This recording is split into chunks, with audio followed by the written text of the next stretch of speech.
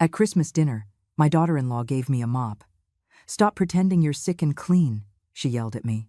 My son added, "Stop using your age as an excuse. You eat here for free every day. At least make the guests happy for us." That night, I packed my clothes in a suitcase and disappeared. But what I did the next day left them pale with fear. I am 68 years old. 68 years of life, of work, of giving everything for my family. And that Christmas Eve, in front of 12 people who were laughing and drinking eggnog, my daughter-in-law, Jessica, handed me a mop wrapped in Christmas paper. At first, I thought it was a joke in poor taste, but when I tore off the gold paper and saw the wooden handle, the gray strings, the smell of cheap chemicals, I felt my stomach empty. The laughter died down. Someone coughed uncomfortably. Jessica stared at me with those bright eyes, waiting for my reaction, like someone waiting for an animal to do a trick. "What is this?" I whispered. "A useful gift, Eleanor," she said, pronouncing my name as if she were spitting out a seed. "Because it's time for you to stop pretending to be sick and clean this house properly." The world stopped. I felt all eyes on me. Jessica's cousin looked down. The neighbor from across the street pretended to check his phone. My son, Mark, my only son, the child I carried for 9 months and raised with my own hands, he remained silent. "Mark," I managed to say, searching for his eyes. He stood up from the table, tall, strong, wearing that new shirt I had ironed for him myself that morning. And when he spoke, his voice was cold, calculated, as if he had been rehearsing those words for weeks. "Mom, my wife is right. Stop using your age as an excuse. You eat here for free every day. The least you can do is entertain the guests for us. Or do you think supporting you doesn't cost anything?" Every word was a knife. I didn't cry. I didn't scream. Something inside me froze, like when water turns to ice and everything is suspended, hard, motionless. I took the mop with trembling hands, nodded, and got up from the table. "Excuse me," I murmured. "I'm going to my room." No one stopped me. I walked down that hallway I had walked 1,000 times in the last 3 years. I passed the family photos where I was still smiling. I went into that small room at the back of the house, the one that used to be the storage room, the only space they had allowed me to occupy when I was widowed, and my son offered to let me live with them. "We need you, Mom," Mark had said with tears in his eyes when his father died. "You can't be alone. Come live with us. We're family. Family." I closed the door and looked around. A twin bed pushed against the wall, a nightstand with my rosary, and a photo of my late husband, Arthur. A tiny closet where my clothes hung crammed together. On the walls, water stains that no one had repaired because that room isn't a priority. 3 years living there, 3 years of being invisible. And that night, while they continued to toast and laugh outside as if nothing had happened, I pulled my old suitcase from the closet. That worn fabric suitcase I used on my honeymoon 46 years ago, when Arthur took me to Florida and we danced on the beach until the sun came up. I began to fold my clothes. Slowly, carefully. Each garment was a memory. The sweater I wore when Mark was born, the blouse I wore to his graduation, the shawl Arthur gave me for our 25th anniversary. My hands were shaking, but not from sadness. They were shaking with rage. Because as I folded, I remembered. I remembered every snub, every comment, every look of contempt I had endured since I set foot in that house. I remembered when Jessica forbade me from using the living room. "It's for guests, not for you to sit in there knitting." I remembered when she yelled at me for using her shampoo. "That costs $30, Eleanor. Use the cheap kind on sale." I remembered when she made me eat in the kitchen because, in the dining room, only the people who work get to eat. I remembered Mark, seeing all of it and saying nothing. And suddenly, as I put my toothbrush in a bag, something fell from the back of the closet, a rusty tin box I had completely forgotten. The box where I kept important documents. I opened it. Inside were yellowed papers, old photographs, receipts, and a manila envelope with a lawyer's seal. I opened it with trembling fingers. Deeds. Deeds to a plot of land on the north side of the city, the land my parents left me when they died 30 years ago, the land that had been tied up in endless legal battles because my brother, Robert, had contested the will, and I, tired and focused on my family, had simply forgotten about it. How many years had that land sat abandoned? I didn't know. But as I read those papers, something lit up in my chest. A spark. A question.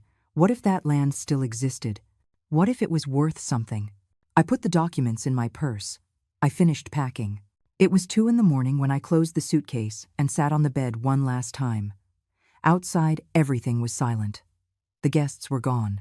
Mark and Jessica were surely asleep in their king-size bed, in their air-conditioned master bedroom, in their world where I didn't matter. I put on my coat. I grabbed my suitcase. I slung my purse over my shoulder, and I left. I didn't leave a note. I didn't say goodbye. I didn't make a sound when I closed the door. I simply disappeared. As I walked down the empty street, pulling my suitcase over the cold pavement, I looked back only once. The house was dark. The Christmas lights twinkled in the window as if everything were perfect. But I knew the truth. And in that moment, under the stars of that Christmas morning, I swore I would never be invisible again. If this story has touched your heart, subscribe to the channel to keep discovering real-life testimonies of survival, overcoming, and dignity. Because no one deserves to be treated as less. And now, let me tell you what happened after that night. Oh, what did I discover the next day that made my son and daughter-in-law tremble? What I found was more than just a forgotten piece of land. I walked 4 blocks before my legs gave out. I sat on a bench at a bus stop, gasping for air as if I'd run a marathon. The suitcase at my feet, the December cold biting at my bones. And for the first time in 3 years, I felt something I had forgotten. Freedom. It hurt. God, how it hurt. But it was mine. I pulled out my cell phone with shaking hands. 3 in the morning. Who could I call at this hour? My friends from the old neighborhood hadn't sought me out in years. Mark had made sure to push me away, little by little. Mom, those women just gossip. Mom, it's better if you stay home. It's already dark. Jessica had been more direct. If you're going out, let me know. I don't want you snooping around telling people how we live here. I dialed the only number I knew by heart. My younger sister, Carol. She answered on the 5th ring, her voice sleepy and alarmed. Hello? Who is this? It's me, Carrie. Silence. Then a choked gasp. Eleanor? What happened? Are you okay? Did they do something to you? I need. My voice broke. I need a place to stay. Where are you? On Morello Street, near Mark's house. Don't move. I'm coming for you. Carol arrived 20 minutes later in her old red Chevy, the same one her husband, David, gave her 15 years ago. She got out of the car like a storm, wrapped in a floral robe with her hair disheveled. She hugged me so tight I could barely breathe. I swear I'm going to kill that son of yours, she whispered in my ear. I didn't answer, because if I had spoken right then, I would have fallen apart. The drive to her house was silent. Carol lived on the other side of the city, in a more modest but lively neighborhood. Narrow streets, brightly painted houses, dogs barking on rooftops. The complete opposite of the gated community where Mark lived, with its perfect lawns and electric gates. When we arrived, David already had hot coffee waiting. He sat me at their kitchen table, put a blanket over my shoulders, and didn't ask any questions. He just squeezed my hand. You're safe here, Eleanor. Carol sat across from me, her eyes shining with contained fury. Tell me everything, and don't you dare defend him. So I spoke. I told her about the 3 years. Not just the humiliation of that night, but everything else. The scraps they gave me to eat while they ordered $200 sushi. The times Jessica checked my closet to make sure I wasn't stealing. The day I got sick, and Mark told me, if you go to the doctor, you're paying for it. We're not your health insurance. I told her how I got up at 5 in the morning to clean the house before they woke up. How I cooked, washed, ironed.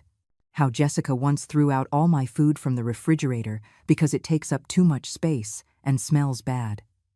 I told her I hadn't bought new clothes in months, that my shoes were falling apart, that I had sold my gold earrings to pay for medicine when I had the flu, and Mark refused to give me money. I became their maid, Carrie, and the worst part is, I let them. Carol slammed the table so hard the cups jumped. I always knew that Viper was using you, from the day I met her with her fake nails and expensive perfume, but Mark breaks my heart. I changed his diapers when you were working double shifts. I took care of him when he had chicken pox. And this is how he repays you? David intervened with his calm voice. The important thing now is that Eleanor is okay. There will be time to settle accounts later.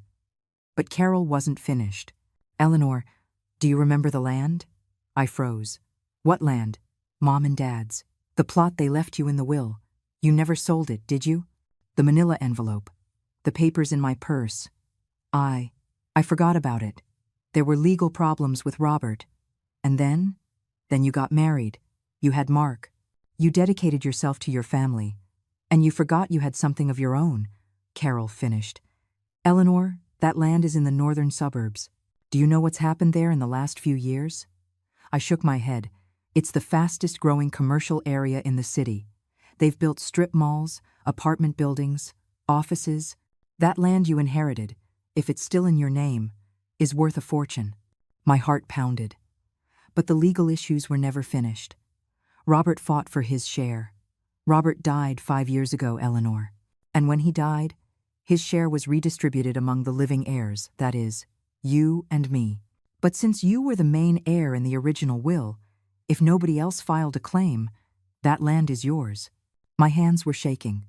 I took the papers out of my purse and spread them on the table. Carol read them carefully, running her fingers over the faded letters. We have to go see a lawyer tomorrow. Mr. Henderson, the one who worked with your husband. Is Mr. Henderson still working? He's 80 years old, but he's still sharp. And he knows you. Trust him. That night I slept in Carol's guest room. A soft bed, a window with clean curtains, a nightstand with a small porcelain angel. So different from that dark storage room where I had spent 1,000 nights feeling like an intruder. But I couldn't sleep. I just stared at the ceiling, remembering how Mark had changed since he married Jessica, how his visits became scarce after the wedding, how, when Arthur died and I was left alone in that big, empty house, Mark appeared with the perfect solution. Come live with us, Mom. You can't be alone. We need you. Did they need me? Or did they need someone to clean their house for free? I remembered something else. Something that didn't seem strange at the time, but now made sense. 6 months after I moved in with them, Jessica started asking questions. Questions about my financial situation, about whether Arthur had left me anything, about whether I had properties or savings. Just curious, mother-in-law. We just want to help you if you need anything. I, innocently, had told her everything. That the house Arthur and I lived in had been sold to pay his medical debts, that his savings had vanished on treatments, that I only had my monthly Social Security check of $700. I never mentioned the land, because I had forgotten it. What if they thought I had nothing? What if that's why they dared to treat me this way? An idea began to form in my head. Dark, twisted, but just. What would happen if they discovered I did have something? That I wasn't the useless old woman they thought I was? I got out of bed. I found the papers again. I read them line by line in the light of my cell phone. And there it was, in the corner of the document, a handwritten note from my father, written in blue ink 30 years ago. For my daughter, Eleanor. May this land give you the freedom you so deserve. Dad. He always knew I would need something of my own. Something no one could take from me. I turned off the light. I lay down. And for the first time in years, I slept without that weight on my chest. Because one thing was clear. My life was about to change. The next day, when I entered Mr. Henderson's law office, I never imagined the news would be much bigger than I expected. And I also never imagined that my son had already been there, asking for information about me. Mr. Henderson's law office was on the second floor of an old downtown building, one of those with worn marble stairs and solid wood doors. Carol came up with me, holding my arm as if she feared I might faint. I wasn't nervous. I was hungry. Hungry for answers. For justice. To know that my life hadn't just been a waste of years serving people who didn't value me. The receptionist, a young woman with modern glasses, showed us in immediately. Mr. Henderson rose from his desk with effort, leaning on an elegant cane. 80 years old, but his gaze was still as sharp as a knife. Eleanor, he said in a gravelly voice. How many years it's been? Too many, Mr. Henderson. I sat across from him. Carol remained standing, nervous. The lawyer adjusted his glasses and held out his hand.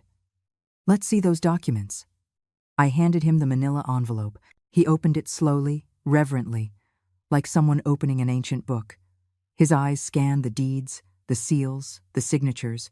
5 minutes passed in complete silence. Only the ticking of the wall clock and the sound of the pages turning. Finally, he placed the papers on the desk and looked at me intently. "Eleanor, do you know what you have here? A piece of land my parents left me. But the paperwork was never completed because of problems with my brother, Robert. Robert passed away 5 years ago, intestate.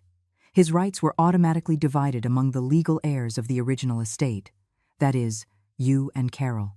But since you were the primary heir designated by your parents, and Carol never claimed her share, because I didn't need anything," my sister interrupted. "That land was meant for Eleanor from the beginning." The lawyer nodded. "The land is completely in your name, Eleanor. The legal process closed automatically 3 years ago through adverse possession. It's yours. Legally. Totally. Absolutely yours." My heart was beating so loudly I could hear it in my ears.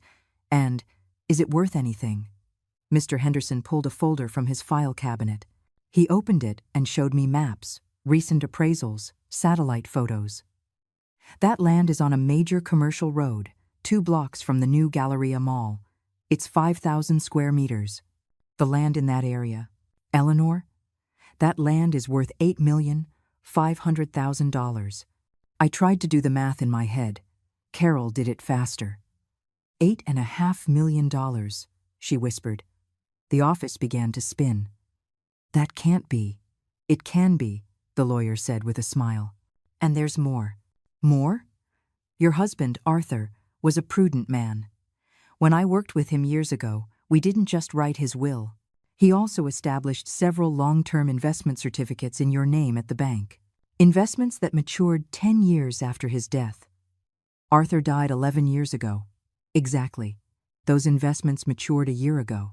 I sent letters to the address where you were living with your son, but I never got a response. My blood ran cold. What letters? 3 certified letters, the last one 4 months ago, informing you that you had $2,300,000 waiting in a trust account. Carol sank into a chair. My God, I couldn't speak. I couldn't breathe, because suddenly, it all made sense. "Mr. Henderson, did my son Mark come to see you?" Mr. Henderson frowned. "Yes, 4 months ago, right after the last letter. He said he was coming on your behalf because you were in poor health. He wanted to know about your financial situation. And what did you tell him?" "Nothing. I explained that I could only give that information to you directly. He got upset, insisted, threatened me with lawsuits. But I was very clear. Those documents are confidential. Only you could access them." The puzzle pieces began to fit. 4 months ago, right when the treatment at the house got worse, when Jessica started being crueler, when Mark stopped looking me in the eye, when the passive-aggressive comments about the expense of keeping me began. They knew. They didn't know the exact amounts, but they knew I had something, and they wanted me to stay there, submissive, grateful, invisible, until I died and they could inherit it. "Eleanor, are you okay?" Carol asked, shaking my arm. "Yes, I'm." I took a deep breath. "I'm perfect." I stood up, walked to the window. From there I could see the downtown area, the traffic, people walking hurriedly, living their lives. And I had believed I was finished, with no options, no value. I had over $10 million waiting for me. "Mr. Henderson, what do I need to access that money?" "Your official ID and to sign some documents. The process takes a week. And the land? It's already yours, but if you want to sell it, I can contact interested buyers. I have 3 developers who have asked about properties in that area. You could have the money in a month." I turned around. I looked at them both. "I want to sell it. And I want no one, absolutely no one, to know about this yet." Carol smiled. It was a smile I knew well, the same one she'd get when we were girls planning some mischief. "What are you thinking, sister?" "I'm thinking that my son and daughter-in-law thought I was poor, weak, and useless. And it's time to show them who I really am." Mr. Henderson leaned back in his chair, his eyes bright with amusement. Arthur once told me that when you set your mind to something, you move heaven and earth. I see he wasn't lying. My husband knew me well. I signed papers for 2 hours. Authorizations, powers of attorney, bank documents. When we finished, the lawyer shook my hand. In 1 week, you'll have full access to your money, Eleanor. And in a month, if all goes well with the land sale, you will be a very wealthy woman. We left the office when the sun was already high. Carol hugged me right there on the street, not caring if people looked. I can't believe it. I can't believe that disgrace Mark treated you like that, knowing you had money. He didn't know how much. That's why he went asking. So what are you going to do now? I paused. The cold December air brushed my face. In the distance, a street vendor was yelling. A young couple walked by, holding hands. Life went on for everyone, and it would for me, too. First, I'm going to rest, to process all this. Then, I'm going to teach them that the worst decision they ever made was to underestimate a wounded mother. Carol looked at me with concern. Don't do anything crazy, Eleanor. I'm not going to do anything illegal, Carrie. I'm just going to give them a lesson they will never forget. That night, back at my sister's house, I sat in the guest room with my cell phone in my hand. I had 52 missed calls from Mark, 38 WhatsApp messages. I read every one. The first ones were angry. Where are you? Stop being dramatic and come back to the house. This is ridiculous. It's Christmas and you're making us look bad. If you don't come back, don't ever ask for help again. Then they changed to feigned concern. Mom, we're worried. Are you okay? It doesn't matter what happened. It's Christmas. Come back and we'll talk. Jessica feels terrible about what she said. It was the stress of the dinner. And the last ones. Pure manipulation. Mom, if you don't come back, we're going to have to report you as missing. You're putting us in a very difficult situation. People are asking, are you really going to do this to us? After everything we've done for you? I didn't answer any of them. Instead, I opened the camera and took a photo of myself. I was sitting in a comfortable bed with a cup of hot tea in my hands, a blanket over my shoulders. I looked tired, yes, but calm, at peace. I sent the photo to Mark with a single message. I'm fine. Stop looking. His reply came in seconds. Where are you? We need to talk. I turned off the phone because I had nothing left to talk to him about. Not yet. First, I needed to recover, to heal, to prepare.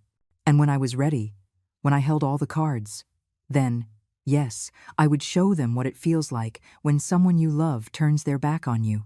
But what I didn't know was that Mark and Jessica wouldn't just sit back, and what they did next was the straw that broke the camel's back. 3 days passed. 3 days in which I didn't answer a single call.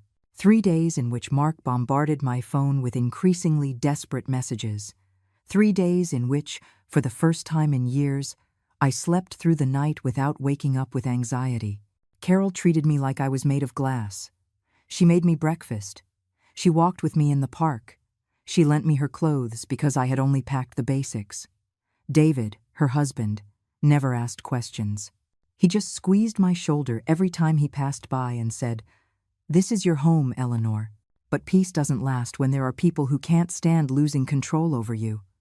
On the 4th day, Carol came into my room, phone in hand, her face pale. "Eleanor, you have to see this." She showed me her Facebook. Jessica had posted a photo of me, the one they had taken at Christmas dinner, right before they gave me the mop. I was sitting at the table, looking serious, my shoulders slumped. I looked exactly like what I was, a tired, aged, invisible woman. The text read, "This is hard to share, but I need to vent. My mother-in-law abandoned our home on Christmas Eve without saying a word. We welcomed her for 3 years with love. We gave her shelter, food, and care. But when we asked her to help with household chores, something normal in any family, she got offended and left. Now we don't know where she is. If anyone sees her, please let us know. We are very worried. Hashtags, toxic family, problematic mothers-in-law, Christmas." It had 143 comments. I read a few. Most were supportive of Jessica. "Oh, honey, how awful. Mothers-in-law are always such drama. That's how that generation is. They think they're owed everything.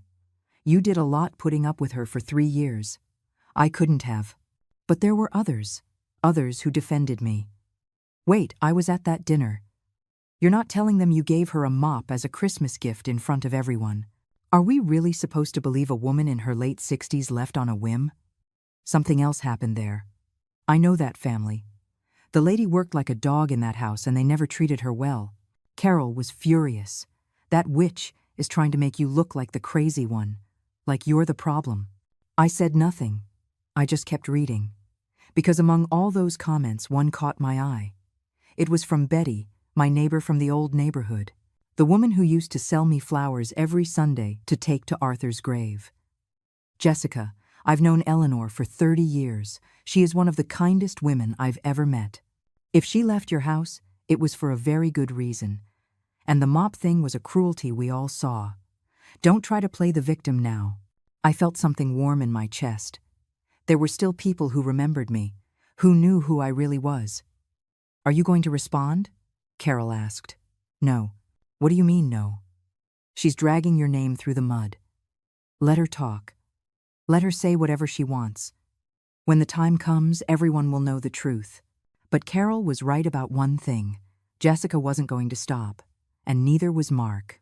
That same afternoon, my son showed up at Carol's house. David answered the door. I was in the bedroom, but I could hear everything. The walls in that house were thin. I need to see my mom, Mark said. His voice sounded tense, controlled. She's not available, David replied firmly. She's my mother. I have a right to see her. She will decide when she wants to see you. Respect that. You don't understand. My wife is very upset. People are talking.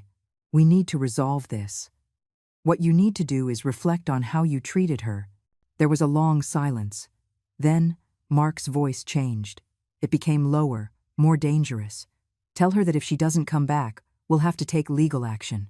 Carol appeared at that moment. I heard her from the room. Legal action? What legal action, Mark? Your mother owes you nothing. She didn't steal anything. She did nothing wrong. She left because you and that woman treated her like trash. You don't know what happened in my house. I know you gave her a mop for Christmas. I know you humiliated her in front of everyone. I know you treated her like a servant. You want me to keep going? My wife was stressed. It was a misunderstanding that lasted 3 years. Mark lost his composure. My mother is acting like a spoiled child, all over a stupid gift. It's ridiculous. What's ridiculous is that you don't understand why she left. Carol's voice was ice. Now get out of my house before I call the police. This isn't over. You're right. It's not. I heard the door slam. Mark's footsteps on the stairs. The engine of his truck starting. Carol came into my room. Her eyes were red, but not from sadness. From rage. That boy is lost, Eleanor. Completely lost. I got up from the bed. I walked to the window. From there I could see Mark's truck driving away. A brand new black Ram truck with chrome rims. He had bought it 6 months ago. A $5,000 down payment, he had told me. But it was worth it, Mom. It's important to project a good image. A good image. While I wore worn-out shoes and ate leftovers. Carrie, can I borrow your computer? What for? I need to look something up. Half an hour later, I was reading Jessica's entire social media profile. Not just Facebook, Instagram, TikTok, Twitter. This woman documented her entire life online. And what I found left me cold. Photos from expensive restaurants. Date night with my love.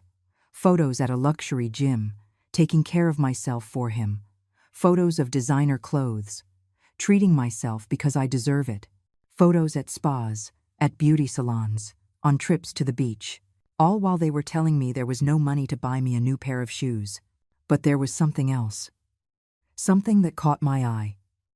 In her highlighted Instagram stories, there was a section called Our Home. I clicked it. And there they were. Photos of the inside of Mark's house. The living room I wasn't allowed to use. The dining room where I couldn't sit. The kitchen with stainless steel appliances. And one photo, in particular, broke my heart. It was my room. The storage room where I slept. But the caption said, "Future project, converting this space into a walk-in closet. It's almost empty. It's almost empty. They were waiting for me to die, or waiting to kick me out. Carol read over my shoulder and gasped, "That witch, she was planning to throw you out." I closed the laptop. I stared at the wall. And then something inside me changed. I no longer felt sadness. I no longer felt pain. I felt fury, cold, calculated, lethal. "Carrie, tomorrow I'm going to do something." "What?" "I'm going to rent an apartment." "What for?" "You're fine here." "Because I need my own space. And because I need Mark and Jessica to believe that I am finished, that I left because I have nowhere else to go, that I'm vulnerable." Carol looked at me, narrowing her eyes. "What are you planning?" "Justice, sister. Simply justice." That night, before sleeping, I opened my phone. I had a new message from Mark. It was no longer threatening or falsely concerned. It was direct. "Mom, I know you're with Aunt Carol. I just want you to know something. The house where we live has a $320,000 mortgage. If we don't pay it in 3 months, we lose it. Jessica and I have done everything we can, but we can't make it. I thought you could help us. I know Dad left you something. We just need a loan. We'll pay you back as soon as we're back on our feet. Please, Mom. We're family."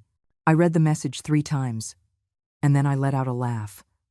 A bitter, dry laugh that surprised even me. There it was. The naked truth. They didn't want me back because they missed me. They wanted me back because they needed my money. I replied calmly, choosing each word. "Mark, when you gave me that mop, you taught me that to you. I am only worth what I can do. Now you're writing to me because you need money. Do you see the pattern? I'm not your mother. I'm your resource. And I'm sorry to tell you, that resource has run dry. Solve your own problems." I sent the message. I turned off the phone. And for the first time in 3 years, I fell asleep with a smile on my lips. But what I didn't know was that Mark, desperate, would make a decision that would change everything. And when I found out what he did, I knew there was no turning back. The apartment I rented was in a quiet neighborhood, far from Mark's gated community. It was small.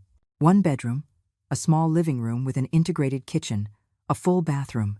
Nothing luxurious, but it was mine. The walls were white.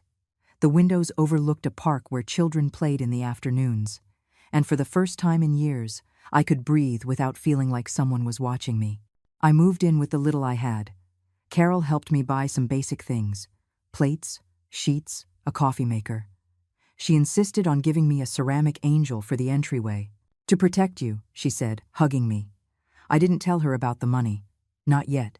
I wanted to keep everything secret until the right moment. A week after I moved in, Mr. Henderson called me.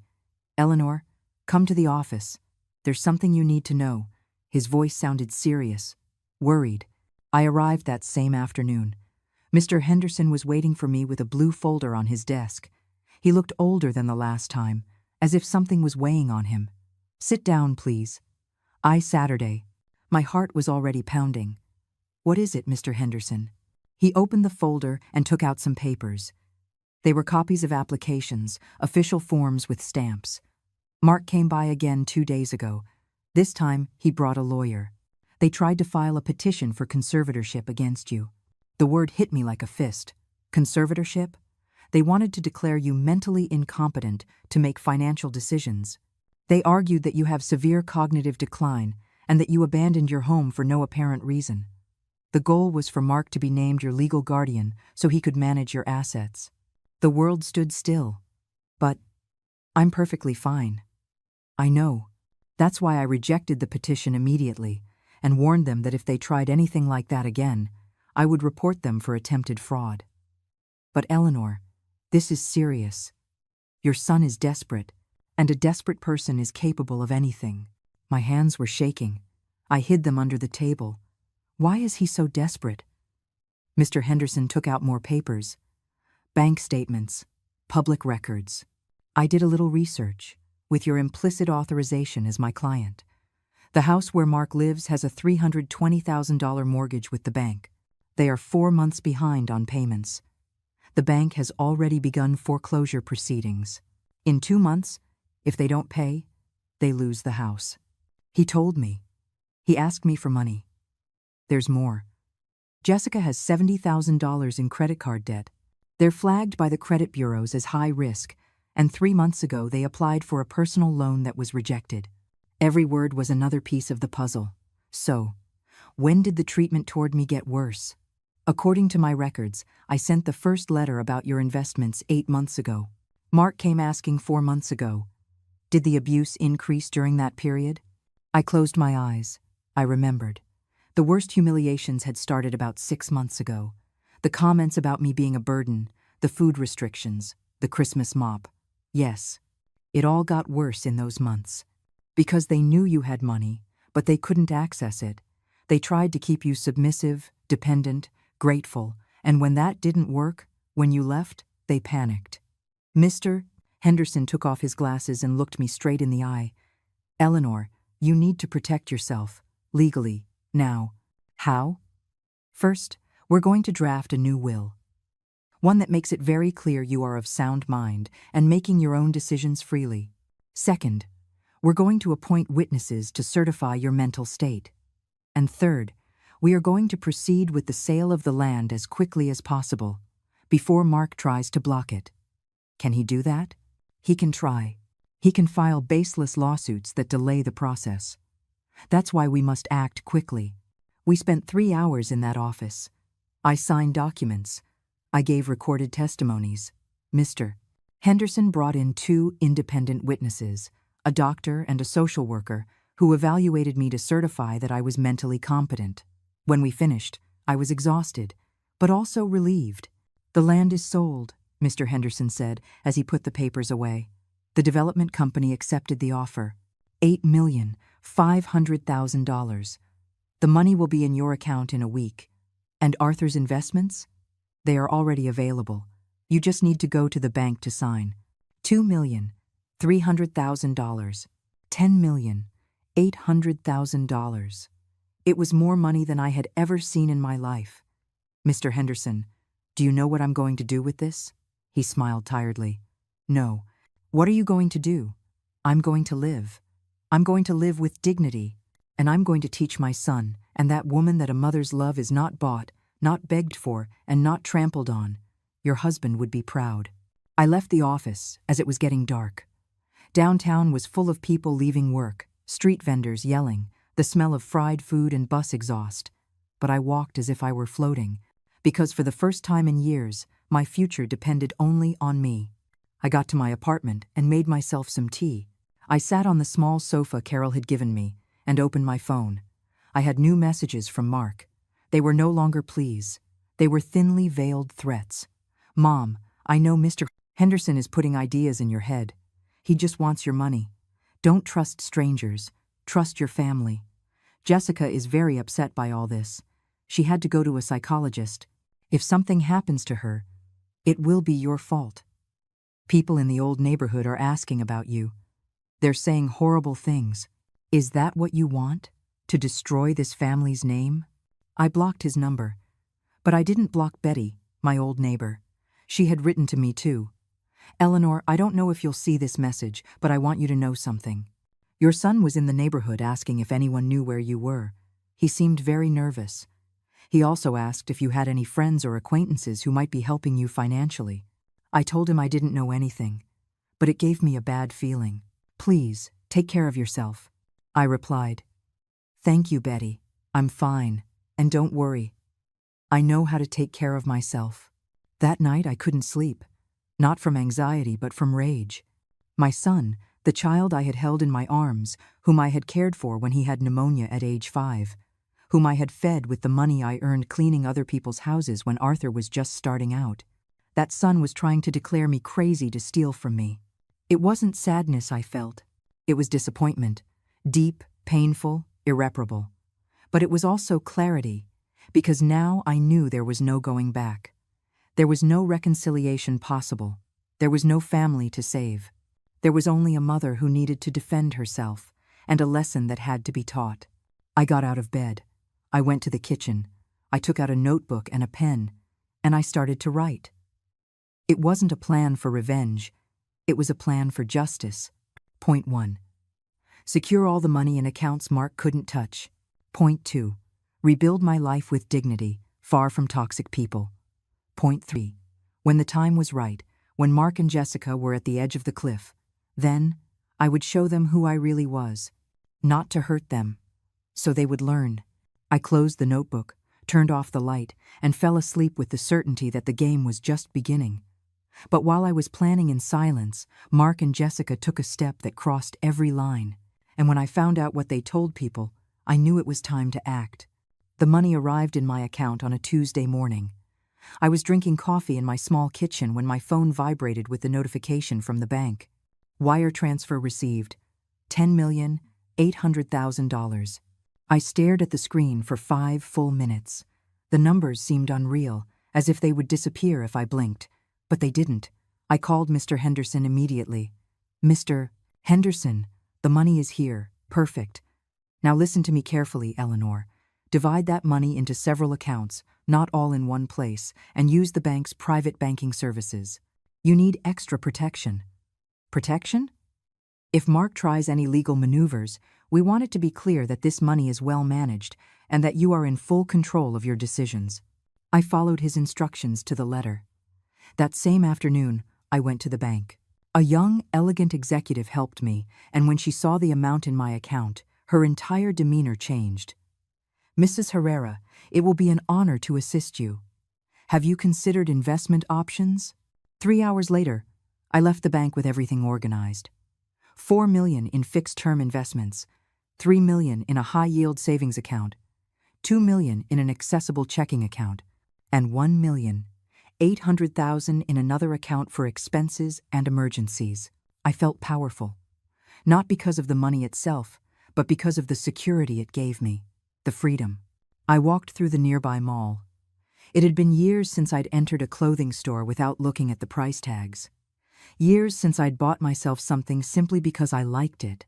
I went into a boutique. A saleswoman approached with a professional smile. "Good afternoon, ma'am. Are you looking for anything in particular?" "Yes. I'm looking to see the woman I am, not the woman they made me believe I was." She blinked, confused.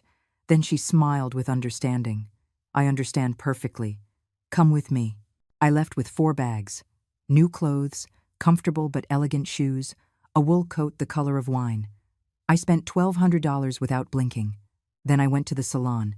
I cut the hair I had worn long and neglected for years. The stylist, a young woman with purple streaks, advised me, "How about a bob to your shoulders? It would give you a fresh, more youthful look. Do it." 2 hours later, I left with a modern cut, my hair colored to cover the gray, feeling 30 years younger. Back in my apartment, I saw myself in the elevator mirror and didn't recognize the woman looking back at me. That woman stood up straight, her gaze firm, a slight but confident smile on her lips. That woman no longer asked permission to exist. The following days were about reconstruction. I joined a book club that met on Thursdays at the local library.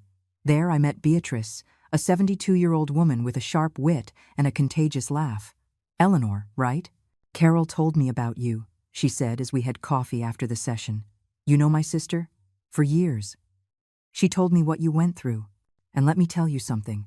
Any child who treats his mother like that doesn't deserve the name he carries." I liked her immediately. It was Beatrice who, 2 weeks later, gave me the information that changed everything. We were at her house, drinking chamomile tea and eating oatmeal cookies, when her face turned serious. "Eleanor, I need to tell you something, but you have to promise me you won't do anything crazy." My heart skipped a beat. "What is it?" "Jessica has been saying things, ugly things." "What kind of things?" Beatrice took out her phone and showed me a WhatsApp group. It was called Val Dorado Gated Community Neighbors.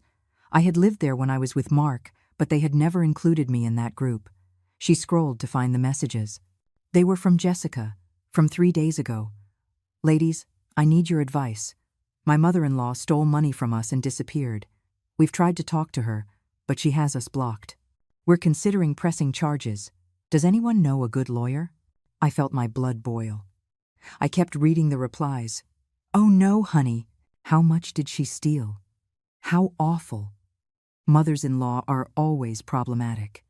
I know a lawyer who specializes in family fraud. I'll send you his contact. But there were other messages too. Messages that surprised me. Jessica, I saw how you treated your mother-in-law. I don't think she's the bad guy here. Wait, isn't she the one you gave a mop to at Christmas in front of everyone? My husband was at that dinner and told me. If your mother-in-law left, it was for a reason. And honestly, I'm not surprised. Jessica had replied angrily. You don't know anything about what happened in my house. Eleanor was always manipulative. She faked being sick so she wouldn't have to work. She drained us of every last penny. Beatrice took the phone from my hands. That's enough. You don't need to read any more. She's saying I stole from her. And half the group doesn't believe her. But Eleanor, this is serious. If she files a false police report, let her file it. Beatrice looked at me, surprised. What? Let her file the report. Let her say whatever she wants. Because when the time comes, I will prove to everyone who the liar is. Do you have proof? I smiled. A cold smile that surprised even me. I have something better. I have the truth. And I have the resources to defend it. That night, back in my apartment, I took out the notebook where I'd written my plan. I added a new point. Point 4.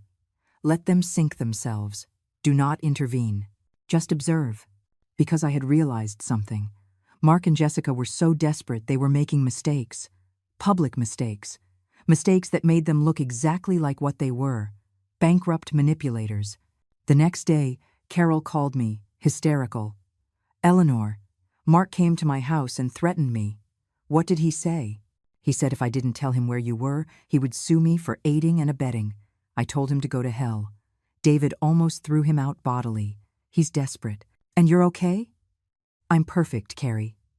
Better than ever. Eleanor, that tone of voice scares me. Don't be scared.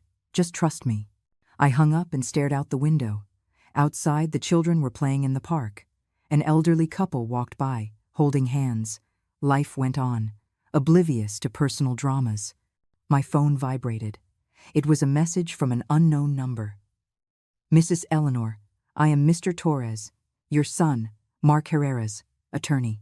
I would like to speak with you about a possible family reconciliation and discuss some pending financial matters. Could we meet? So, they had hired a lawyer. I forwarded the message to Mr. Henderson. His reply came in minutes. Do not reply. All communication will be through me. I'll handle this. I slept peacefully that night.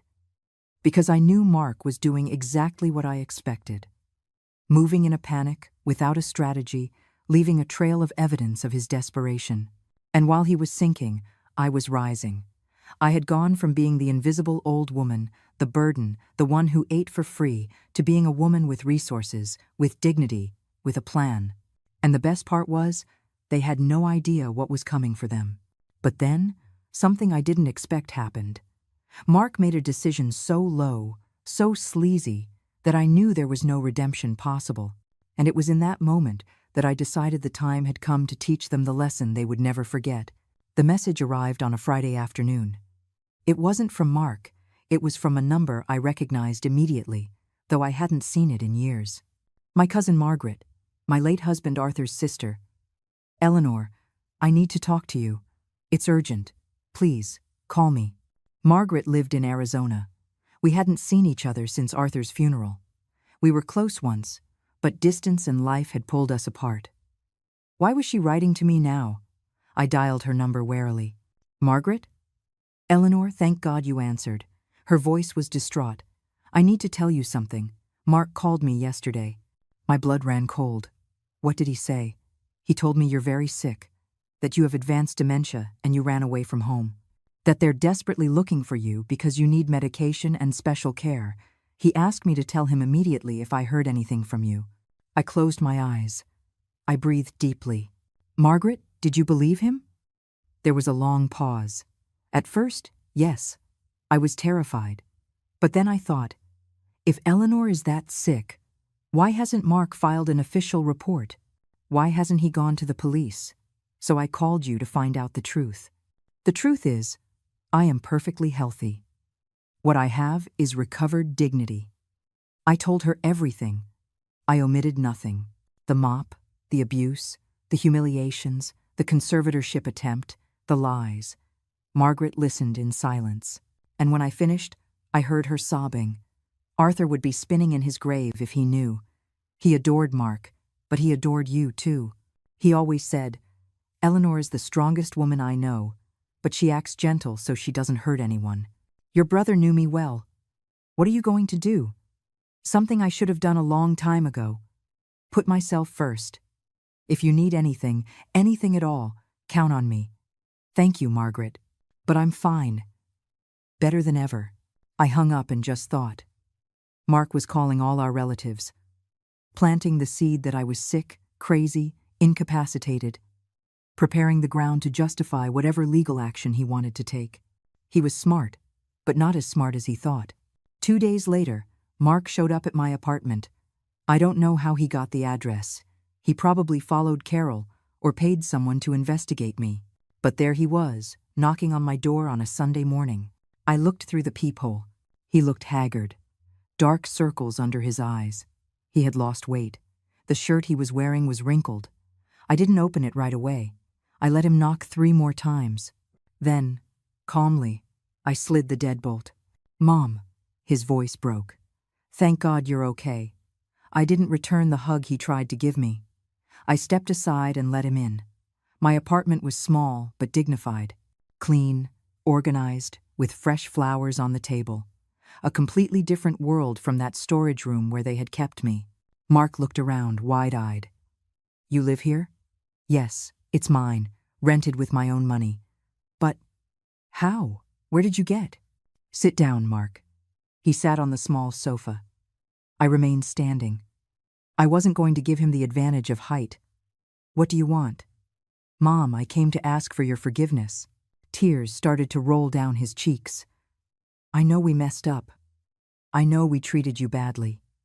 Jessica was stressed with work, with the house expenses. And I was under a lot of pressure too. But we never wanted to hurt you." What a performance. Almost convincing. And the mop? It was a horrible mistake. Jessica has cried 1,000 times over it. She's destroyed. She's been to a psychologist, to therapy. She realizes she was wrong. I see. "Mom, please. We're family. We can't end like this." I sat down across from him. I looked him in the eyes. Those eyes that had looked at me with adoration as a child, and now only reflected desperation. "Tell me the truth, Mark. Why did you really come here?" He looked down. "We're in trouble." "What kind of trouble?" "The house? We're going to lose it. The bank already gave us the final notice. If we don't pay $180,000 in the next 3 weeks, they foreclose. We'll be on the street." There it was, the naked truth.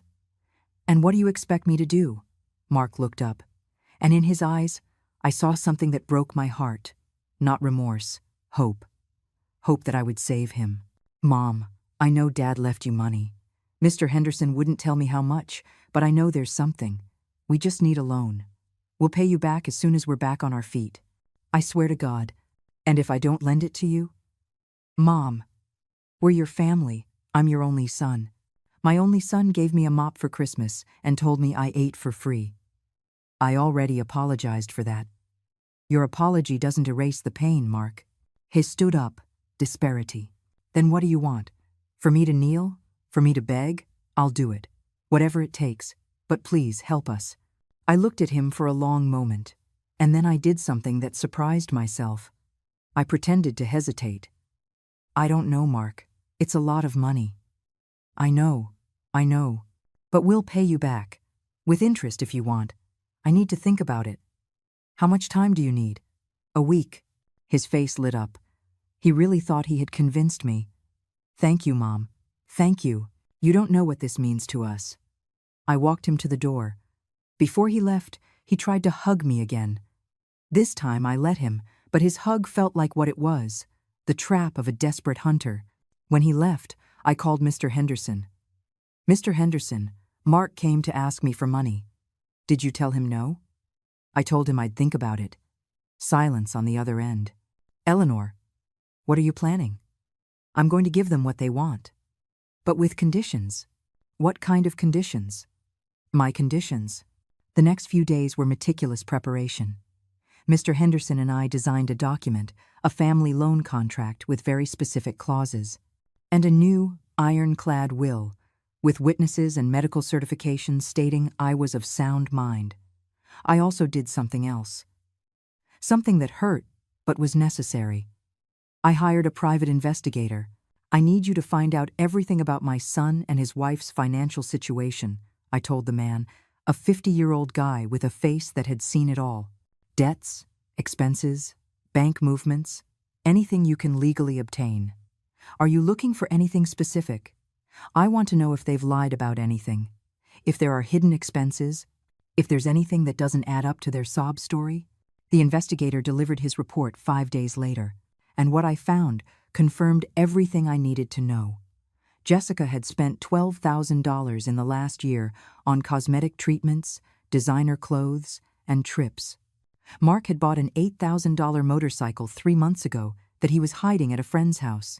They had completely renovated their master bedroom and bathroom with $20,000 in luxury finishes, all while telling me they didn't have money for my shoes. I put the report in a folder, and I waited. On Saturday, Mark returned, this time with Jessica. She wore a simple dress, no makeup, her hair pulled back, trying to look humble, repentant. "Eleanor," she said with a trembling voice, "I know I don't deserve your forgiveness. What I did was unforgivable. But I swear I've changed. I've been in therapy. I've worked on myself. I'm just asking for one chance to prove it to you." What a great actress. "Sit down," I said. They sat together on the sofa, holding hands, the perfect couple in crisis. I took out the documents Mr. Henderson had prepared. "If I'm going to lend you this money, it will be under my conditions." "Whatever they are," Mark said immediately. "First, this is a loan, not a gift. You will sign a legal promissory note. You have 2 years to pay it back with 10% annual interest. Perfect. Second, as collateral, the house will be put in my name until the loan is paid in full." Mark turned pale. "Mom, that's what happens when you borrow money. It's called collateral." Jessica squeezed his hand. "It's okay, Mark. The important thing is not to lose the house. Third," I continued, "if you miss a single payment, I take possession of the property immediately. No appeals." "Mom, that's so harsh. Life is harsh, son. Do you accept or not?" They looked at each other. Jessica nodded first. Mark, his jaw tight, also nodded. "We accept, then sign." They signed. Every page, every clause. Mr. Henderson had come as a witness, along with Carol and David. When they finished, Mark looked at me with watery eyes. "Thank you, Mom. You don't know how much this means." "Oh, trust me," I said, with a smile they didn't like. "I know exactly what it means." I transferred them the $180,000 that afternoon. They left my apartment relieved, thinking they had won. But they didn't know that I had just set the perfect trap, because in that contract there was a clause they hadn't read carefully, a clause that said, "In the event the debtor is found to have lied about their financial situation or made luxury expenditures during the loan period, the loan becomes due in full immediately." And I had an investigator's report that proved exactly that. Carol looked at me when everyone had left. "Sister, what did you do?" "I gave them enough rope to hang themselves. And now, I wait. And when the time is right, I cut the rope." What Mark and Jessica didn't know was that my revenge wouldn't be loud. It would be served cold, legal, and devastatingly effective. And when it came time to collect, no one was going to save them. 6 weeks passed. 6 weeks in which Mark and Jessica paid off the mortgage arrears and breathed a sigh of relief, believing they had saved their perfect world. 6 weeks in which I dedicated myself to completely rebuilding my own. I enrolled in yoga classes. I started walking in the park every morning. I rediscovered my passion for painting, something I had abandoned when I got married. I bought canvases, brushes, oil paints. My small apartment filled with color. Beatrice became my confidant. We had coffee every Thursday after the book club, and she listened without judging. "You look different, Eleanor," she told me one day. "Like you've had a weight lifted off your shoulders." "I've lifted several million, to be exact." She let out a laugh that made the whole coffee shop turn. But it wasn't all peace. Mark called me every week, always with the same fake tone of a repentant son. "Mom, how are you? I miss you so much." "I'm fine, Mark. When are you coming to visit? The house feels empty without you." Lies. All lies. Because the private investigator kept sending me reports, and in those reports, I saw the truth. Jessica had posted a photo on Instagram of her new walk-in closet. My old room, the storage room where I slept for 3 years, was now a dressing room full of designer shoes and bags. The photo had a caption: "Finally finished the remodel. Sometimes changes are necessary. Number blessed." The comments were predictable. "Looks gorgeous, friend. You deserve it." "What about your mother-in-law?" Jessica had replied to that last one. "She's better off where she is." It's a win-win. I saved screenshots of everything. It was mid-February when I decided the time had come. The time for the first revelation. I called Mark. "Son, I want to invite you to dinner. You and Jessica." Surprised silence on the other end. "Really, Mom? Really?" "To talk about the future. I think it's time we fix things as a family." "I'd love that." "When?" "This Saturday. At the Casa Bella restaurant, downtown. At 8 o'clock in the evening. We'll be there." "Thank you, Mom. This means so much." I hung up and dialed Mr. Henderson. "Mr. Henderson, I need you to be at the Casa Bella restaurant this Saturday at 8, discreetly, at a separate table. As a witness. Is something going to happen?" "The truth is going to happen." On Saturday, I arrived at the restaurant half an hour early. Casa Bella was an elegant place, but not flashy. White tablecloths, candles on the tables, live piano music. I had reserved a table in the corner, private but visible. Mr. Henderson was already there, at a table across the room, reading a newspaper. He gave me a discreet nod. Mark and Jessica arrived on time. She wore a simple black dress, soft makeup. He, a navy blue sport coat, trying to look respectable. "Mom." Mark kissed my cheek. "You look great, thank you." "Sit down." We ordered dinner. I ordered salmon. They, expensive steaks. Of course. During the appetizers, we made small talk. The weather. The news. Jessica asked about my apartment with false interest. "Is it comfortable where you're living, Eleanor?" "Very comfortable." "It's small, but it's mine. I can breathe." She caught the emphasis on breathe and looked away. When the main course arrived, I decided to begin. "Mark, I want to talk about the loan." He tensed up. "Of course, Mom. Everything is going great. We're going to start paying you back in March, just like we agreed." "I'm glad to hear that. But there's something I need to clarify." I took a folder from my purse. I placed it on the table. Jessica eyed it warily. "What is that?" "Information I obtained completely legally." I opened the folder. I took out the investigator's reports, the Instagram screenshots. The bank records the investigator had acquired through public sources. "Mark, do you remember telling me you were bankrupt? That you didn't even have money for food?" "Mom, I never said." "You did. And so did Jessica. You told me you were desperate, that it was all because of the mortgage, that you had done everything possible to pay." I put the photo of the walk-in closet on the table. "Is this doing everything possible?" Jessica turned white. That's old. It's dated 3 weeks ago. Right after I lent you the money." I put down more photos. Jessica at a spa. Mark at a sushi restaurant with friends. Receipts from department stores. "You spent over $10,000 in the last 2 months. On luxuries, while you were telling me you couldn't afford to eat." Mark tried to grab the papers. I stopped him with my hand. "Don't touch them. They're copies. The originals are with my lawyer. Mom, it's a misunderstanding." "A misunderstanding?" My voice rose just enough for the nearby tables to turn. "Is lying to me a misunderstanding? Is treating me like trash while you live like royalty a misunderstanding?" Jessica tried to stand up. Mark pulled her back down. "Eleanor, it's not what it looks like. Sit down," I ordered. Something in my tone made her obey. "I'm going to tell you something I should have told you a long time ago. You didn't need me. You used me.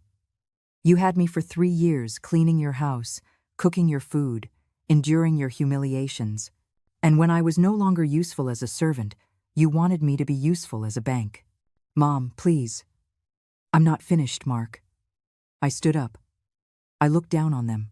Do you know what it feels like to have your own son tell you that you eat for free? To treat you like you're a burden? I gave you life. I took care of you when you were sick. I worked double shifts to pay for your college. And you paid me back with a mop. Tears began to roll down my cheeks, but not from weakness, from liberated rage. That mop was the best gift you ever gave me, because it woke me up. It made me see that I was worth more than what you made me believe. Mark's face was red. If you hate us so much, why did you lend us the money? I smiled, a cold smile that made Jessica flinch. Because I wanted to teach you a lesson, and because I wanted you to sign a contract that now has you exactly where I want you. What are you talking about? I took out the contract they had signed. I pointed to the fine print. Read this. Read it out loud so it's clear. Mark took the paper with trembling hands. He read, "In the event the debtor is found to have lied about their financial situation or made luxury expenditures during the loan period, the loan becomes due in full immediately with a 30% surcharge." The silence was absolute. "That means," I continued, "that you now owe me $234,000, payable in 30 days, or you lose the house." Jessica let out a choked cry. "You can't do that." "Of course I can. You signed it. It's legal. And I have proof that you lied about your financial situation." I leaned over the table. I looked them both in the eye. "But do you know what the saddest part of all this is? It's not that you lied to me. It's not that you used me. It's that I was willing to forgive you. I really wanted to believe that my son still had some of the decency I raised him with. But you didn't change. You kept lying. You kept spending. You kept disrespecting me." Mark tried to speak. I held up a hand for silence. "I'm not finished. Because there's something else you need to know." I sat back down. I calmly folded my hands on the table. "Remember when you went to see Mr. Henderson months ago?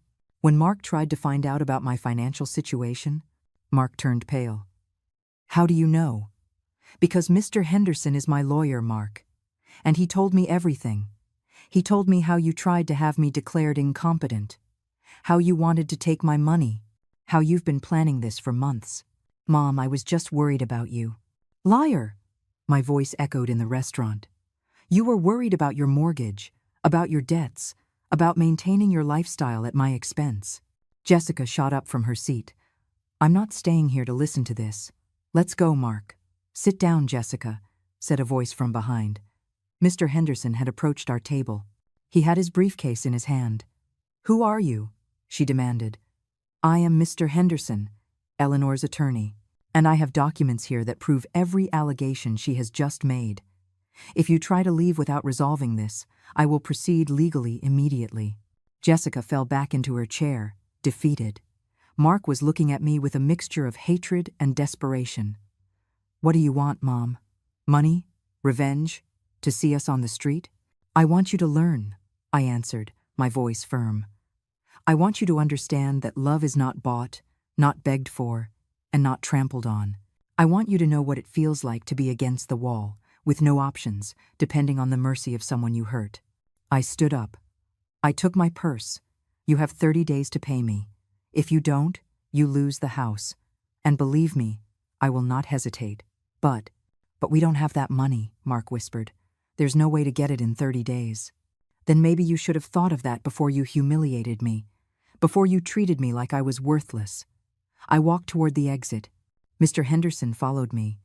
Behind us, I heard Jessica's sob and Mark's broken voice. "Mom, please." I didn't turn around, because for the first time in my life, I wasn't going to save anyone but myself. But what happened in the following days showed me that I had underestimated just how far they were willing to go, and when I found out about their latest move, I knew the war had only just begun. The days after that dinner were a whirlwind. Mark called me 63 times in 1 week. I changed my phone number. Then he started sending emails. I blocked his address. He showed up at my building. I asked the doorman not to let him up. But where Mark failed, Jessica became more dangerous. A week after the dinner, Carol called me at 11 o'clock at night, hysterical. "Eleanor, you have to see this. What is it?" Jessica made a video. A damn video, crying on TikTok. It already has over 50,000 views. She sent me the link. I opened it with a knot in my stomach. There was Jessica, sitting in her living room, her eyes red and swollen, makeup streaked, speaking to the camera between sobs. "Hi, everyone. I never thought I'd have to do this, but I need you to listen. My mother-in-law, whom we welcomed into our home for 3 years, is extorting us. She lent us money to save our house, and now she's using abusive clauses to take it from us. She says we lied, but we were just trying to survive. My husband is devastated. I'm in therapy. I don't know what to do. If anyone knows a lawyer who can help us, pro bono, please, write to me.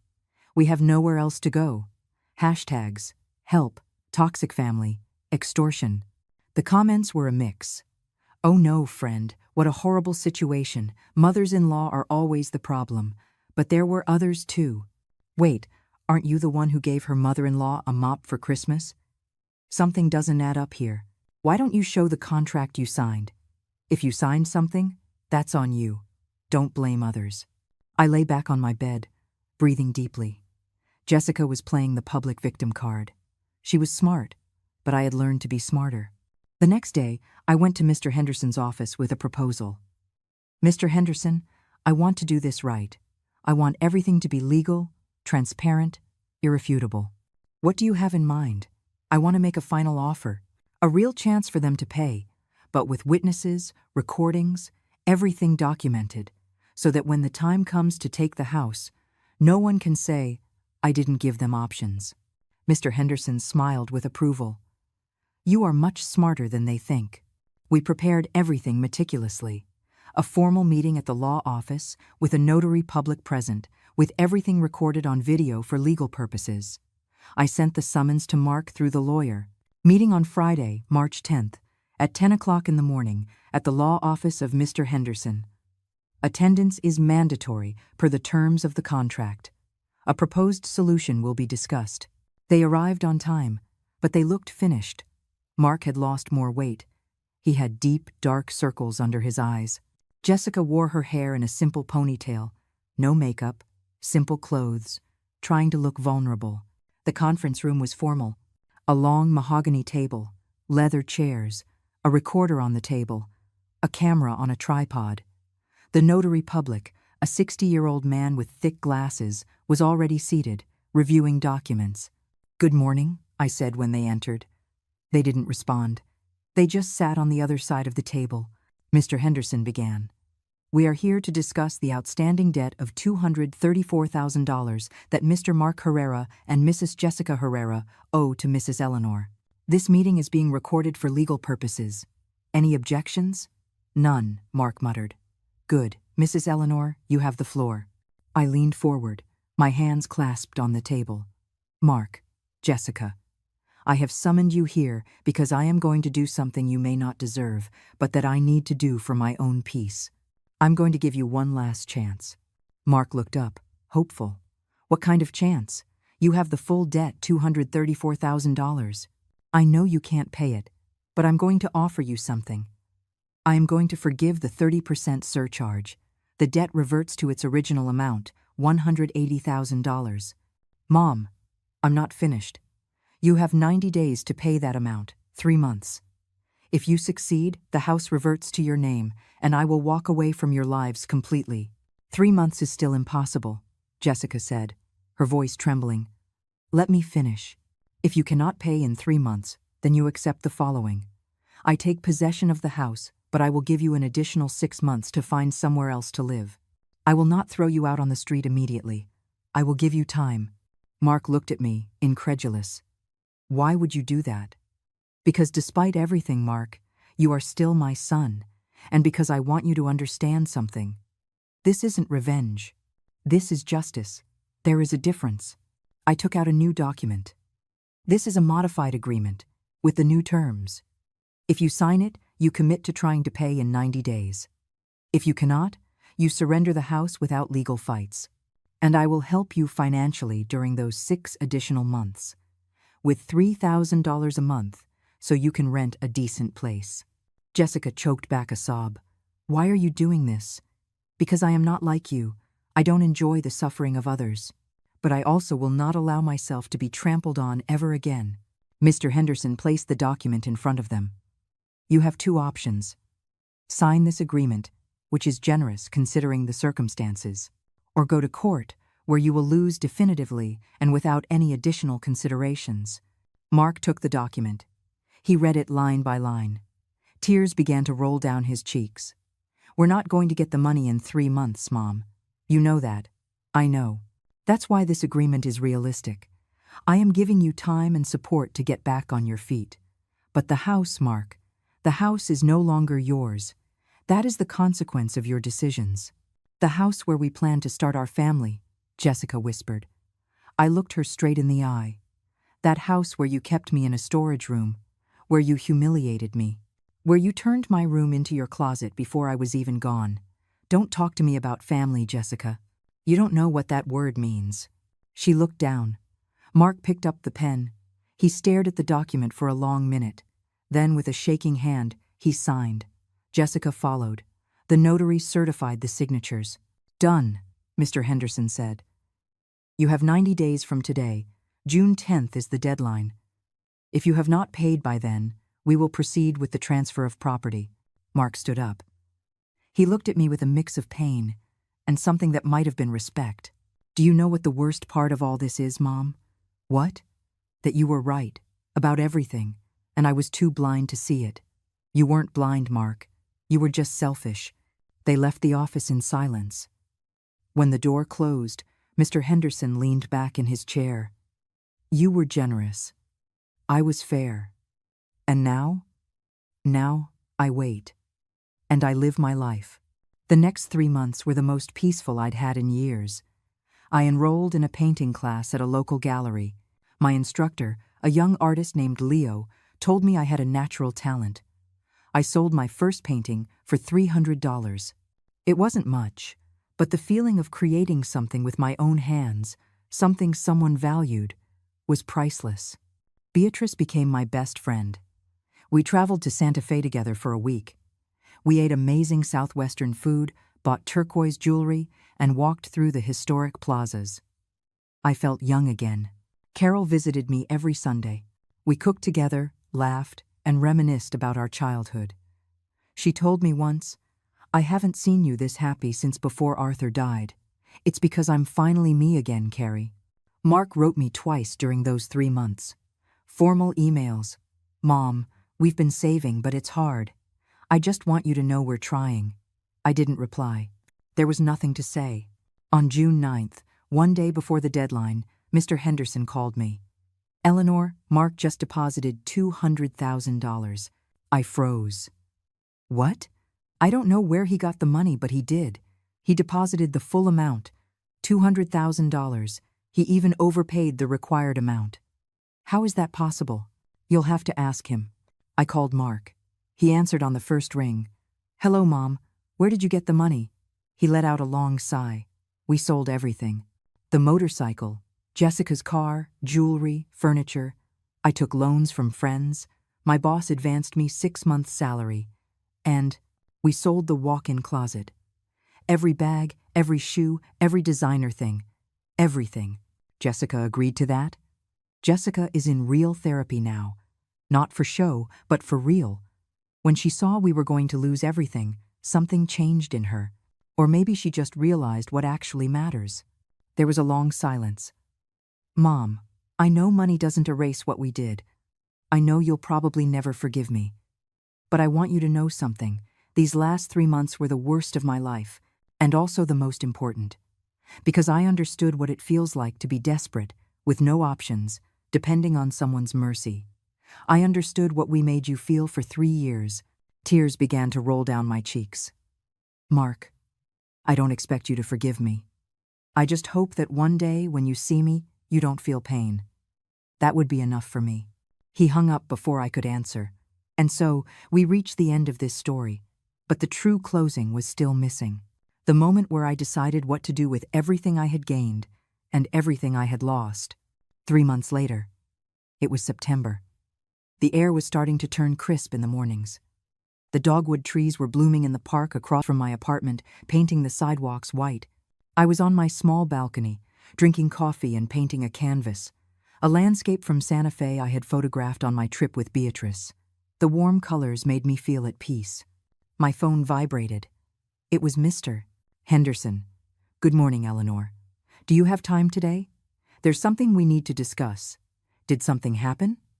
"Nothing bad. I just need you to come to the office." I arrived an hour later. Mr. Henderson was waiting for me with a mysterious smile and a folder on his desk. "Sit down. I have news." "What kind of news?" He opened the folder and took out documents. "Mark and Jessica have complied with everything religiously. They paid the full debt 3 months ago, but they've also been depositing additional money into an escrow account, $50 a week, as a sign of commitment," they said. I was speechless. Why would they do that? "I think they've really changed, Eleanor. Or at least, they're trying."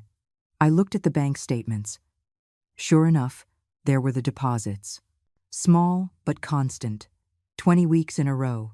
"There's something else," Mr. Henderson continued. "Mark asked me to give you this." He handed me an envelope. I opened it with trembling hands. Inside was a handwritten letter, Mark's handwriting. The one I had taught him when he was 6 years old. "Mom, I know a letter doesn't erase 3 years of abuse. I know money doesn't buy forgiveness. But I need you to read this, even if you never want to speak to me again. Jessica and I sold the house. Yes, even though we had already paid the debt, we decided to sell it. We couldn't keep living in a place that represented everything we did wrong. Every room reminded me of how we treated you. The dining room where we wouldn't let you sit. The living room we forbade you from using. That storage room where we kept you as if you were nobody. We sold the house for $700,000. We paid off the rest of the mortgage. And with what was left over, we did something that I hope will make you feel, I don't know if proud, but at least less disappointed. We donated $200,000 to a shelter for elderly people suffering from family abuse. In your name. The shelter is now called Eleanor's House. We also bought a small apartment. No luxuries. 2 bedrooms, a simple living room. We're learning to live with less. And you know what we discovered? We're happier this way. Jessica is working. She gave up her obsession with appearances. She sells baked goods from home. She makes pies and cakes. She's doing well. I'm still at my job, but now I save every dollar. We have no more debt. Mom, I will never stop regretting what I did. Every night before I go to sleep, I think about that mop, about your face when we gave it to you, about how we humiliated you. And it hurts so much I wish I could turn back time. But I can't. I can only try to be better. I'm not asking you to forgive me. I'm only asking that one day, if we pass each other on the street, you don't cross to the other side. That would be enough. With love and eternal shame, Mark." The tears were streaming down my face, unchecked. Mr. Henderson quietly passed me a tissue. "Is it true? About the shelter?" I asked in a broken voice. "Completely true. I helped with the legal paperwork. The shelter exists. It's already operational. It's serving 10 seniors who were rescued from abusive family situations." I brought my hands to my mouth. "Eleanor's House. Your name is honoring something beautiful, Eleanor. Something born from pain, but which has become hope for others." I sat in silence for a long time, processing, feeling. "What do you want to do?" Mr. Henderson asked. "Mark isn't asking to see you. He just wanted you to know." I folded the letter carefully. "I need to think." I left the office with the letter in my purse. I walked aimlessly through downtown.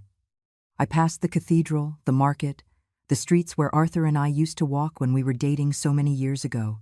I sat on a bench in the main square. I watched the pigeons pecking at crumbs, the young couples taking photos, the children running with balloons. And then I knew what to do. 2 weeks later, on a Saturday morning, I stood in front of the building where Mark now lived. It was a modest building, 4 floors, a simple facade, no doorman. I buzzed apartment 3B. Jessica's voice came over the intercom, nervous. "Who is it?" It's Eleanor. Silence. Then the buzz of the door unlocking. I walked up the stairs slowly. My heart was pounding, but not with fear. With something different. Something like cautious hope. The apartment door was ajar. I stepped inside. The place was small but clean. Simple furniture, no frills. It smelled like fresh coffee and something sweet baking. Mark was standing in the middle of the living room, his eyes red. Jessica was behind him, her hands clasped, also crying. "Mom," Mark whispered. I didn't run to hug him. I wasn't ready for that yet. But I didn't stay by the door either. I read your letter. I didn't expect you to come. I came because I need to tell you something. Something you need to hear, and I need to say. I sat on the sofa.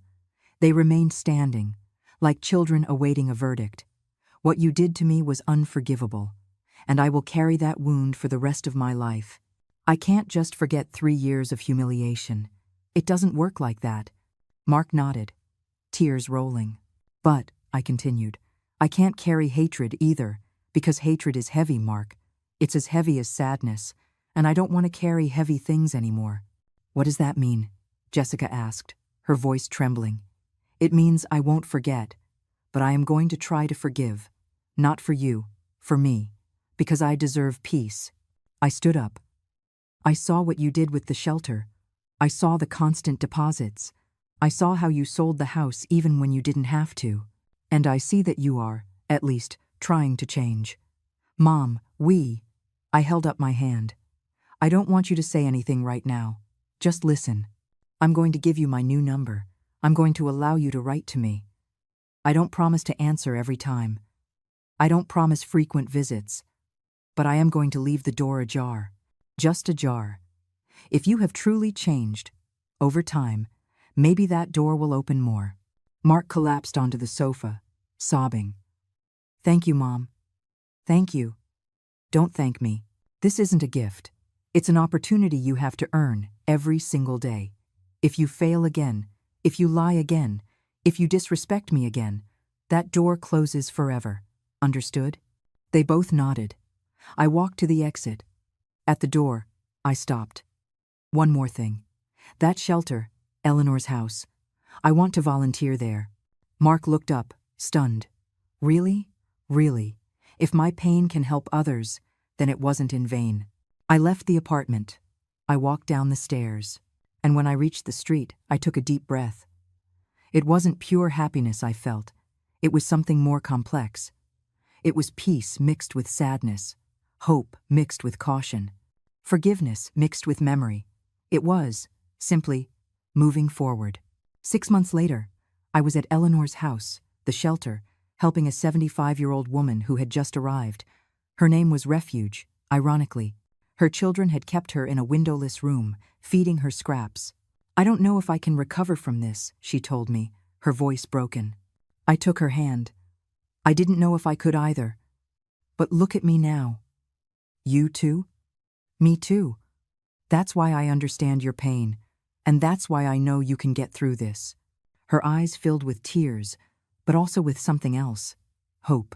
That night, back in my apartment, I sat on my balcony with a cup of tea. Carol had visited. Beatrice, too. We had dinner together, laughed, and planned a trip to Charleston for December. My phone vibrated. It was a message from Mark. It wasn't the first. In 6 months, he had written every week. Short, respectful messages. Never asking for anything, just sharing his life. Mom, Jessica baked an apple pie with your recipe. It came out perfect. We thought of you, sending you a hug. This time, for the first time in months, I replied. I'm glad the recipe worked out. Take care. It was small, but it was a step. Because I had learned something through this whole process. Forgiveness doesn't mean forgetting. Forgiveness means deciding that the past will not control your present. It means letting go, not for the other person, but for yourself. And I had decided to let go. I looked at the stars. I thought of Arthur, of how he had taught me that true love never humiliates, never belittles, never tramples. Thank you, my love, I whispered to the wind, for teaching me my worth, for leaving me the resources to defend myself, for loving me even in your absence. A shooting star crossed the sky. I made a wish. I didn't wish for wealth. I didn't wish for revenge. I didn't wish for time to turn back. I wished for peace. For me, for everyone who had been hurt like I was, for everyone who felt they were worthless. And in that moment, sitting on my balcony, with my hot tea, my new friends, my work at the shelter, my paintings on the walls, my independence reclaimed, I realized that my wish had already come true. Final reflection. If you are listening to this story and you identify with it, I want you to know something. You are worthy. It doesn't matter how long you've endured mistreatment. It doesn't matter how many times they've told you you're a burden. It doesn't matter how many metaphorical mops they've given you. You are worthy. And it is never, ever too late to reclaim your dignity. Because true wealth isn't in what you possess, but in what you refuse to let anyone take from you. Your self-worth, your dignity, your right to be treated with respect. I was lucky to have financial resources to defend myself, but the true strength didn't come from the money. It came from understanding that I deserved more, and that understanding costs nothing. It is available to everyone. If you are in a similar situation, seek help. Talk to someone you trust. Research your rights. Don't stay silent thinking you have no options. There are always options. And if today you feel invisible, remember, the strongest people are those who learn to shine after being put out. I was put out for 3 years, but now I shine with my own light. And you can too. My name is Eleanor. I am 69 years old, and this is my story of how a Christmas mop became the best gift I ever received because it woke me up. Sometimes, the worst moments of your life are the beginning of your best chapter. You just have to have the courage to turn the page. If this story touched your heart, if it made you reflect, if you know someone who needs to hear it, please share it. Leave a comment telling me where you're joining us from. Give it a like if you believe that respect for our elders is non-negotiable. And subscribe to keep listening to stories of life, overcoming, and reclaimed dignity. Because we all deserve to be treated with love. But above all, we all deserve to treat ourselves with love. Until the next story. And remember, it's never too late to start over. End.